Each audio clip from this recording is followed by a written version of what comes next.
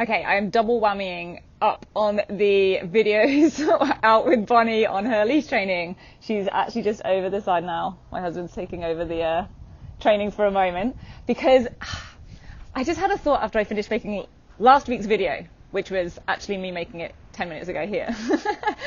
And that was that it's interesting, isn't it, how when we come across a difficulty, it can actually lead to quite a positive opportunity. So I want to talk to you about that briefly because it can absolutely be the case in students when perhaps they get a disappointing result back or they find something a real struggle. Now, it can be very easy to obviously get disheartened. And for us, when we got Bonnie, we didn't know that much about her background. Yes, we probably could have asked a few more questions at the shelter, but she was great around the house. She was clearly quick to learn, but out and about, she's pretty overexcited and she didn't have much idea about how to behave at all. She didn't have any idea on how to behave at all. And we've actually had the conversation since, and I'll share it with you now, about if she'd have been 70% good on a lead, out and about, taking her for walks, etc., etc., we most probably would have just stuck at that. There would have been some annoying things, some things that weren't great, but hey, it's 70% good, we're pretty happy with that, let's just leave it as is. But because she was at, oh gosh, not even 0%, she was on like minus 20%. She was just all over the place, a total nightmare. She was pulling, she was barking at everything she saw, even if it was like 200 meters down the road.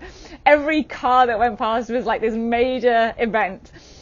And so we had to absolutely go back to basics, which I talked a little bit about last week in the last video.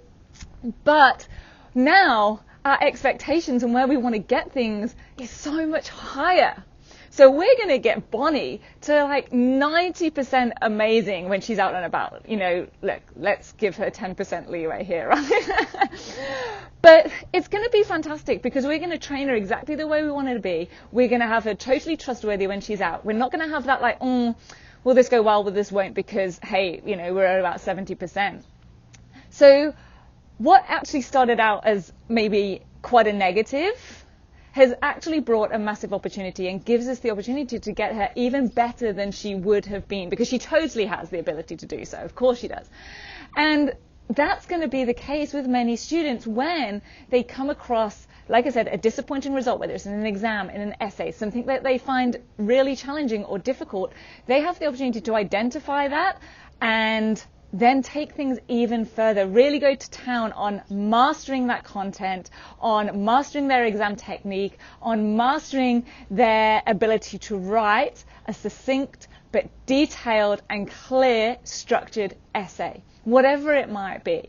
So if there's something that is not great or comes out not the way that they'd hoped, then I would love for your teen and for you to see it as an opportunity to go, hey, okay, let's address this and let's make it amazing.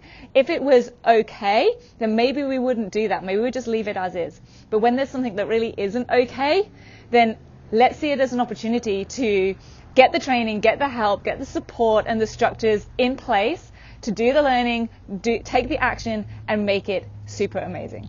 So until next week, let's make this an amazing week. See you next week.